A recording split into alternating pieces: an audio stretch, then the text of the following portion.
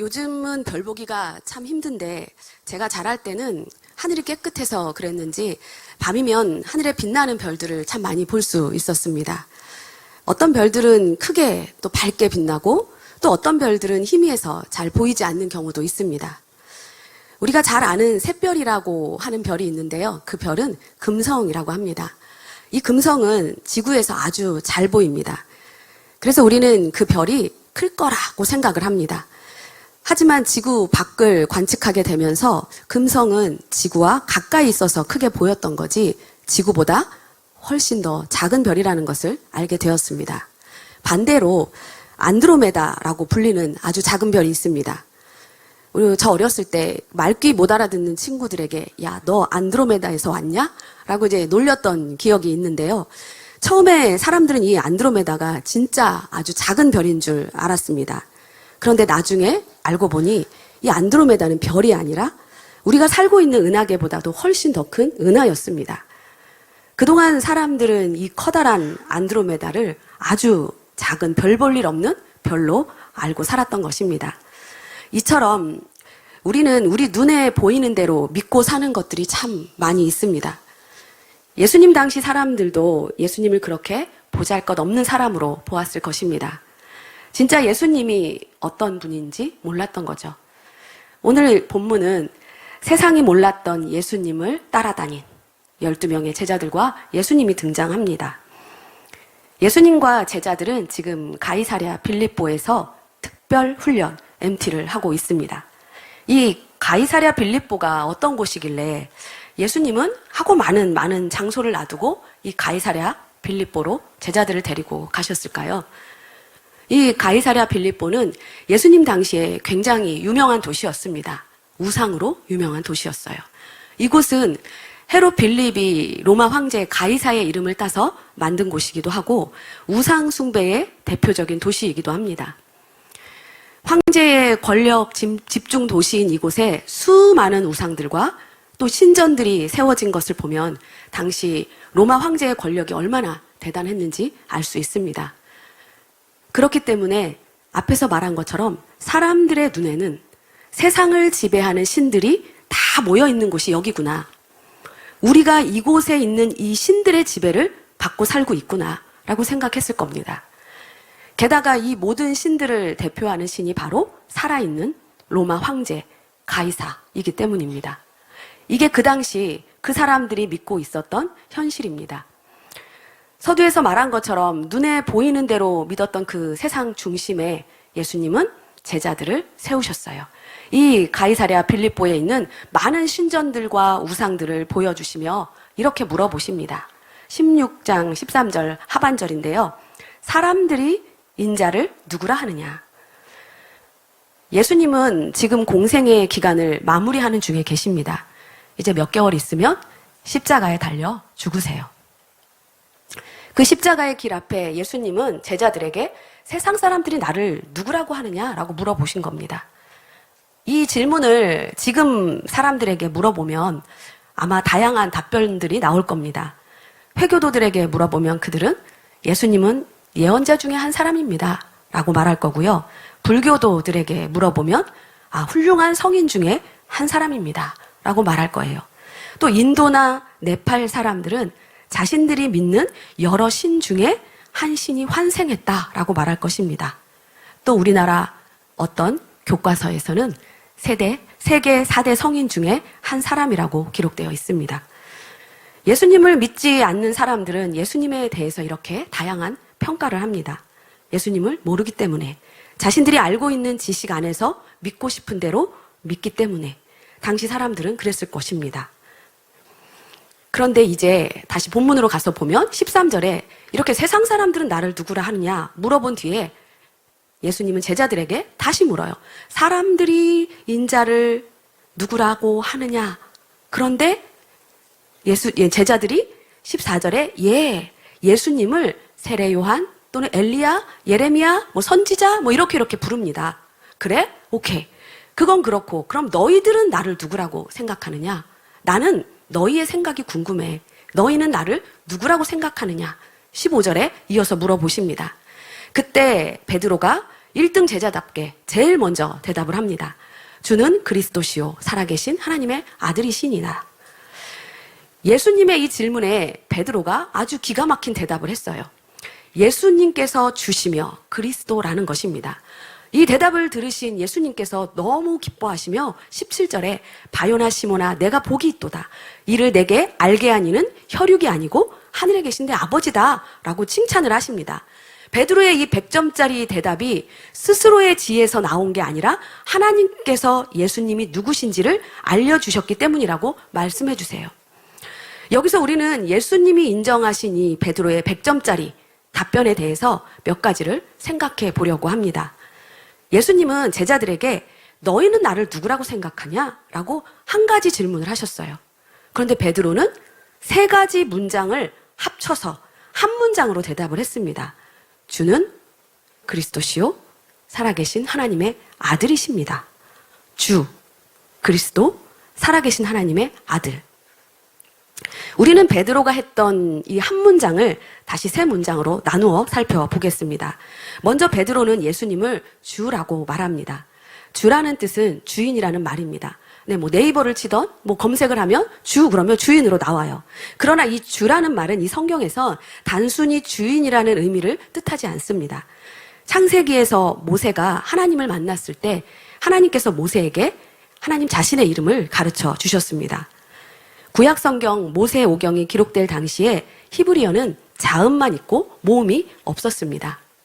지금 쓰는 이 히브리어에는 자음과 모음이 모두 있어요. 이건 비교적 근세에 만들어진 모음입니다. 모세 오경의 성경들은 처음에 자음으로만 기록되었습니다. 그럼 어떻게 이스라엘 사람들은 이 성경을 읽었을까요? 조상들이 읽는 것을 듣고 보고 따라 읽었습니다. 이스라엘 사람들은 자신들을 선택해 준 하나님을 너무나 경외했습니다. 너무너무 경외한 나머지 문제가 생겼어요. 이 크고 놀랍고 두렵고 위대하신 하나님의 이름을 함부로 소리내서 읽을 수 없을 것 같았습니다. 그렇게 생각한 이스라엘 사람들은 성경을 읽다가 하나님의 이름이 나오면 소리내서 읽지 못하고 그냥 쓱 지나갔어요.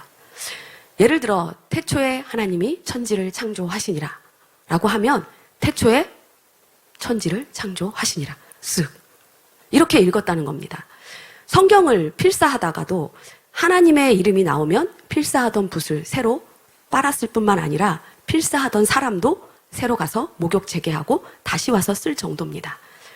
우리 윤영기 권사님 필사한 걸로 유명하신데요. 한 5번인가 6번 하셨다. 우리 권사님도 이걸 쓰시면서 하나님 이름 나오면 목욕 재개하고 볼펜 새 거 갖다 이렇게 하셨을까요? 이스라엘 사람들이 이렇게 하나님을 경외했다는 거예요. 이렇게 이름을 귀하게 여기는 것은 좋은데 문제는 그들의 자손들에게 전승되면서 하나님의 이름을 어떻게 읽어야 하는지 아는 사람이 없어진 거예요. 왜냐하면 그냥 통과했기 때문에 오늘날도 정확한 이름을 아는 사람이 없습니다. 그래서 지금도 여호와다, 야훼다 하며 논란이 되고 있습니다.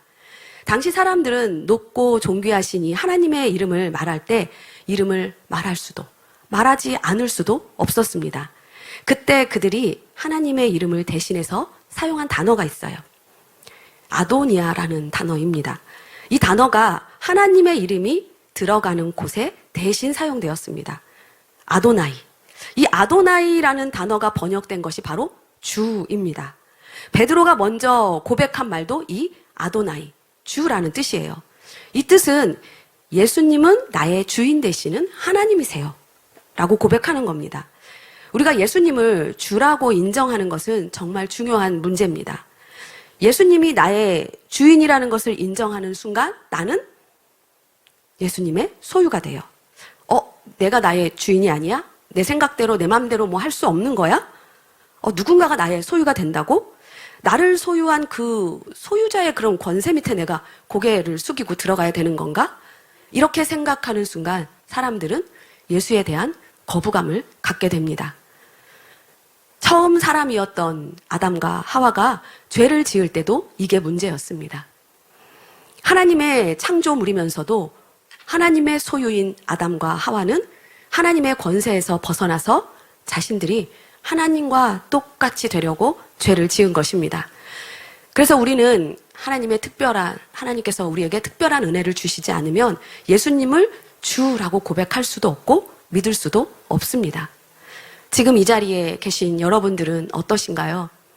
저는 이곳에 계신 모든 분들은 예수님을 나의 구주로 고백하고 영접하고 주님이 나의 주인이십니다 라고 고백하는 그런 하나님의 자녀가 되신 분들이라고 믿습니다.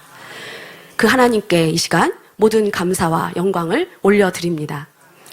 두 번째 베드로가 이야기한 예수님에 대해서 말한 건 그리스도라고 말했어요. 주는 그리스도시오. 여기 그리스도는 메시아, 그리스도 같은 말입니다. 헬라어로는 그리스도, 히브리어로는 메시아입니다. 베드로는 주는 그리스도시오 라고 대답을 했어요. 이 그리스도라는 말은 성경에서 하나님께서 약속하신 바로 그 구원자라는 뜻입니다. 창세기로부터 말라기까지 계속해서 이어져 내려온 계시의 종결자가 바로 메시아 그리스도입니다. 예수님은 하나님의 약속을 따라 이 세상에 오셔서 우리를 영원한 하나님 나라에 들어가게 하실 분입니다. 베드로의 이 고백은 성경의 약속대로 수천 년 동안 우리가 기다려온 분이 바로 당신이에요. 우리를 모든 죄에서 구원해서 하나님의 약속을 성취하실 분이 바로 당신 예수님 뿐입니다 라고 고백하는 것입니다. 그런데 오늘날은 어떤가요? 우리의 고백은 그렇지만 오늘날 세상 사람들은 구원의 길이 여기 있다 저기 있다 다양하게 있다고 주장합니다. 산꼭대기 정상에 오르는 길이 여러 개인 것처럼 불교를 통해서도 회교를 통해서도 기독교를 통해서도 가다 보면 결국 산 정상에 올라가는 것처럼 모든 길에 구원이 있다고 주장합니다. 그렇게 생각하고 그렇게 믿는 것은 당연히 그 사람의 자유지요.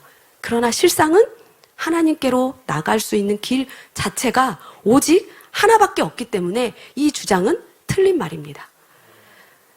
사람의 능력으로 하나님께 스스로 나갈 수도 없고 또 나갈 길도 없습니다. 예수님은 자신을 향해서 스스로 말씀하실 때도 내가 곧 길이요, 진리요, 생명이라고 말씀하셨습니다. 예수님은 하나님께로 나가는 유일한 길이며 영원히 변치 않으시는 진리시며 유일한 생명의 주인이십니다. 나의 그 어떤 공로나 방법이나 혹은 세상의 다른 어떤 것으로도 나 스스로를 우리는 구원할 수 없습니다. 믿음은 각자 각자의 것입니다.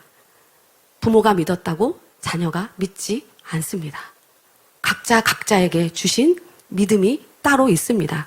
그래서 우리는 자녀들을 열심히 믿음 가운데 세우기 위해 목숨을 걸고 지켜내야 하는 것입니다. 주님이 주신 그 믿음을 잘 간직하는 자에게는 영생의 복이 임합니다. 그러나 예수님을 외면하면 영벌의 길로 가게 됩니다. 예수 그리스도로부터 오는 영생의 복을 받아 누리시는 저와 여러분이 되길 간절히 기도합니다. 이제 베드로의 마지막 세 번째 고백입니다. 세 번째 고백은 예수님은 살아계신 하나님의 아들이십니다 라는 고백이에요. 예수님이 십자가에 달리실 때 죄목은 다 아시죠? 신성모독죄. 예수라는 100% 사람이 하나님과 동등한 하나님의 아들이라고 주장했기 때문에 신성모독죄가 주어졌어요. 베드로가 말한 이 하나님의 아들이라는 말은 곧 하나님이라는 말과 같고 내가 신이야 라는 말과 같은 말입니다. 베드로 눈에 보이는 100% 사람이신 예수님을 창조주 하나님이라고 고백했습니다. 그러나 이건 쉬운 일이 아닙니다. 사람들이 생각하기에 예수님이 살아계신 하나님이라면 그 권세가 적어도 우리 눈에 보이는 저 로마 황제 정도는 돼야 되지 않을까? 그런데 눈앞에 보이는 예수님의 실상은 이리저리 박해를 피해서 숨어 다니시는 분입니다. 많은 사람들에게 배척을 당하세요. 하나님을 잘 믿고 섬긴다고 하는 유대 종교 지도자들에게 쉼없이 핍박을 받고 계세요. 그런 예수님을 보면서 베드로는 예수님은 하나님의 아들입니다 라고 고백했어요. 그때 예수님께서 바요나 시몬아 내가 복이 있도다 라고 말씀하셨습니다. 베드로에게 하신 이 복은 세상에서 잘 먹고 잘 사는 복이 아니라 예수님을 통해 하나님의 후사가 되어 하나님의 모든 것을 예수님과 같이 함께 누리는 영원한 복입니다. 이 고백을 한 이 복을 이 베드로만 누릴 수 있나요? 아니죠. 이 복은 베드로처럼 고백한 우리 모든 자에게도 하나님께서 값없이 주는 은혜입니다. 지난주에 저희 친정아버지가 소천하셨어요. 간암과 폐 섬유종으로 2달간 이제 입원해 계시다가 돌아가셨는데요. 저희 아버지는 생전에 예수님을 믿지 않으셨어요. 물론 제가 이렇게 집에 간간히 갈 때마다 기도해드리고 복음도 전했지만 예수님을 영접하지 않으셨습니다. 또 전할 기회가 없다고 핑계 아닌 핑계를 대자면 제가 거의 한 13년 이상을 해외에 있다 보니 가끔 1년에 딱 한 번 일주일 들어와서 뵙는 그 부모님께 인사하고 가기도 바빴어요. 그런데 이렇게 10여 년이 지난 다음에 돌아와 보니 제가 한 30대에 갔는데 50이 다 돼서 왔어요. 부모님 너무 늙으신 거예요. 제가 30대 떠날 때 우리 어머니 아버지도 50대였는데 내 나이였는데 그래서 부모님이 늙었다는 생각을 못했어요. 근데 그렇게 긴 시간이 지나고 돌아와 보니 너무 늙으신 거예요. 그런데다가 이렇게 병원에 계시다 보니 마음이 너무 안타까웠습니다. 아, 내가 부모님을 떠나 살았던 게 불효였나? 이런 생각까지 들더라고요. 그런데 그 무엇보다 안타까웠던 건 구원받지 못한 불쌍한 한 영혼이 보이는 거예요. 그 영혼을 향한 갈급한 제 마음은 너무나 급했습니다. 얼마 사시지 못한다는 이야기를 들었을 때 병원에 갈 때마다 2달 내내 가서 복음 전하고 전화해서 기도해드리고 전화로 또 복음 전하고 가서 또 복음 전하고 그만하라고 할 정도로 계속해서 예수 영접을 시켜드리기 위해 복음을 전했어요. 마지막에 또 예수 영접을 하셨답니다. 그리고 그걸 제가 녹음을 해놨어요. 그걸 제가 증거 삼고 싶었겠죠. 그럼에도 불구하고 마음 한켠에 또 다른 확신 같은 것을 받고 싶은 생각이 드는 거예요. 그동안 제가 하지 못했던 것에 대한 아쉬움. 자식으로서 부모에게 하지 못했던 뭔가를 더 해주고 싶은 그런 마음. 하나님께서 그런 마음을 아셨는지 아버지가 돌아가시기 전날 새벽에 이제 병원에서 와달라는 소식을 듣고 가족들이 막 달려갔습니다. 병실에 어머니와 이제 저하고만 있었는데 갑자기 아버지가 어느 허공의 어느 한 곳을 이렇게 응시하시더니 아멘! 아멘! 하고 너무나 큰 소리로 2번을 외치셨어요. 병환으로 거의 말씀을 못 하셨어요. 그리고 이 폐 섬유종이라는 게 폐가 굳어가는 병이어서 호흡하기가 너무 힘들기 때문에 말씀조차 이 호흡 한 번 하기도 힘들거든요. 그런데 너무나 크고 정확한 목소리로 병실이 쩌렁쩌렁 울리도록 아멘을 2번이나 외치셨어요. 이걸 보면서 의심 많은 저에게 하나님께서 확신을 주셨구나. 나를 위로해 주시는구나 라는 생각이 들었습니다. 또한 그 아멘 속에는 우리가 금방 봤던 예수님, 당신이 나의 주인이시고 나의 구원자이시며 살아계신 하나님의 아들입니다 라는 고백이 들어있다는 것을 깨닫게 되었어요. 그렇게 저희 아버지는 천국으로 가셨지만 똑같은 고백을 한 저와 여러분은 아직 여기 남아있네요. 세상에 할 일이 있어서 아직 우리를 부르지 않으셨어요. 그런 우리를 가리켜서 예수님은 제자라고 말씀하십니다. 우리가 원튼 원치 않든 예수 그리스도를 나의 구주로 영접한 이상 우리는 예수님의 제자로 살 수밖에 없습니다. 제자란 스승이 가신 그 길을 따라가는 자들입니다. 예수님은 그 제자들에게 이렇게 말씀하세요. 우리가 오늘 읽은 24절 마지막 절인데요. 이건 같이 읽어볼까요? 이에 예수께서 제자들에게 이르시되 누구든지 나를 따라오려거든 자기를 부인하고 자기 십자가를 지고 나를 따를 것이니라. 아멘. 이렇게 말씀하셨어요. 예수님이 십자가를 지신 것처럼 우리도 자기 십자가를 지고 따라오라고 말씀하십니다. 십자가를 지라고 하면 우리는 뭐가 내 십자가야? 누가 내 십자가야? 라는 말을 하고 생각을 합니다. 근데 그 말을 잘 들어보면 자신이 감당해야 할 크고 무거운 짐을 십자가라고 또 말합니다. 또 더 자세히 들어보면 자신의 죄 때문에 혹은 자신의 행동의 결과로 또는 내가 지금 너무 삶에 지쳐서 힘들어하는 그런 짐들을 십자가라고 합니다.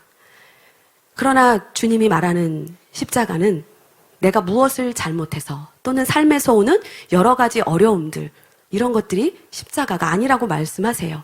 왜냐하면 예수님이 자신의 죄나 환경에서 오는 여러 가지 어려움 때문에 십자가를 지시지 않으셨기 때문입니다. 예수님이 지신 십자가는 하나님이 예수님께 주신 사명의 십자가예요. 따라서 예수님이 우리에게 자기 십자가를 지라고 하는 것은 하나님이 우리 각자에게 주신 사명의 십자가입니다. 우리 각 사람에게는 주님이 주신 다양한 모양과 다양한 크기의 십자가가 있습니다. 그 십자가는 나를 통해서 영광을 받기 원하시는 하나님이 주시는 사명의 십자가, 영광의 십자가예요. 사명의 십자가는 이렇게 목이나 귀나 손가락이나 팔목에 아름다운 걸고 다니는 아름다운 십자가가 아니에요. 때로는 자신의 목숨까지도 바쳐야 하는 어렵고 무거운 십자가입니다. 예수님은 그것이 무겁든 가볍든 크든 작든 자기 십자가를 자기가 지고 예수님을 따라오라고 하세요. 누가 대신 져줄 수도 없습니다. 그래서 사명은 각자 각자고 믿음도 각자 각자라고 하는 것입니다. 그 사명이 쉽지 않기 때문에 자기의 십자가를 손에 들고 와, 가방에 넣어서 잘 챙겨서 어깨에 메고 와, 뭐 이렇게 안고 와, 이렇게 말하지 않으세요. 등에 지고 가라고 말씀하십니다. 그래서 예수님을 따라가는 제자들의 가는 길은 힘이 들고 어렵죠. 내 앞에 놓인 이 십자가 지고 가고 싶지 않습니다. 내 등에 지운 이 십자가 때문에 자꾸 내 등이 휘는데 이거 내려놓고 싶거든요. 그런 때가 한두 번이 아닙니다.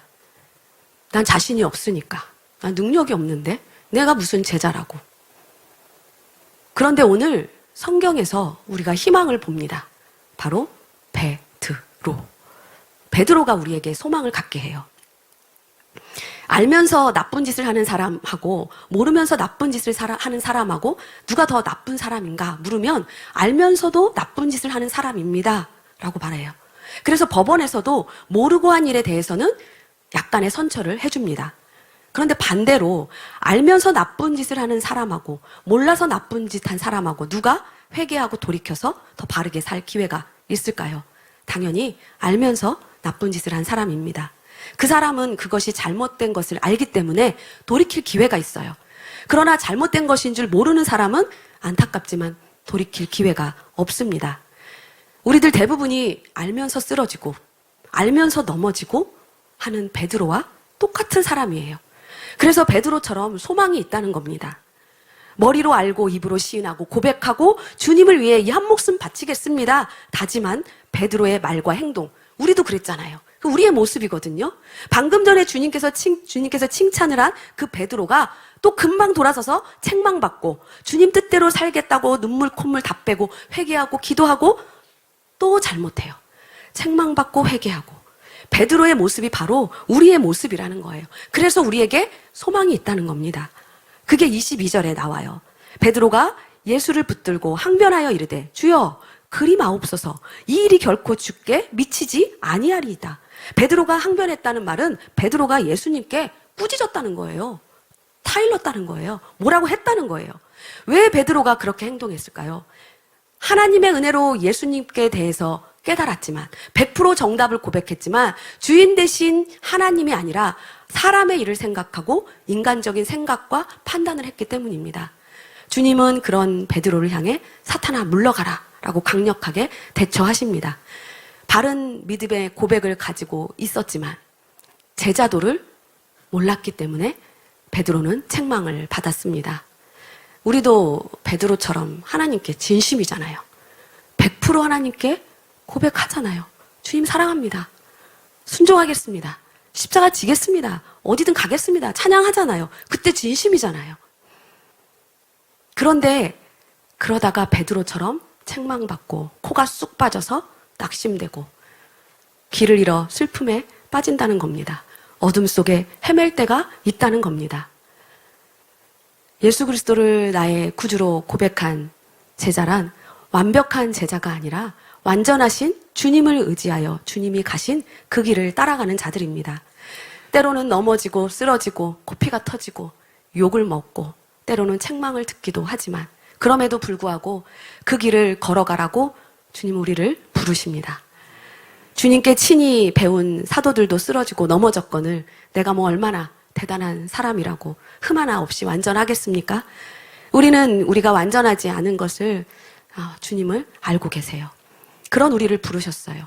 그리고 우리가 완전하지 않은 데서 온전하신 예수 그리스도를 믿음으로 장성한 분량까지 자라가는 제자가 되기를 원하십니다. 그 길을 갈 때 주님은 우리를 홀로 두지 않으세요. 주님 앞에 이를 때까지 내게 주신 사명의 십자가를 지고 제자의 삶을 살아내며 명자야, 네가 복이 있다. 누구야, 네가 복이 있다. 이렇게 칭찬받는 저와 여러분이 되길 주님의 이름으로 축원합니다. 다 같이 기도할까요? 우리 이 시간 기도할 때 주님, 제게 주신 사명의 십자가는 무엇입니까? 내 삶의 공고함의 십자가 말고요. 주님이 제게 주신 사명의 십자가가 무엇입니까? 베드로처럼 엎어지고 넘어져도 달려가겠습니다. 사명 바라보고 제자의 길을 달려가겠습니다. 저를 도와 주옵소서. 눈물의 골짜기라 할지라도 갈 수 있도록 은혜 부어 주옵소서. 힘을 부어 주옵소서. 천국으로 부르시는 그날까지 주님의 제자로 살겠습니다. 주님 이름 한번 부르고 기도하며 나가겠습니다. 주여.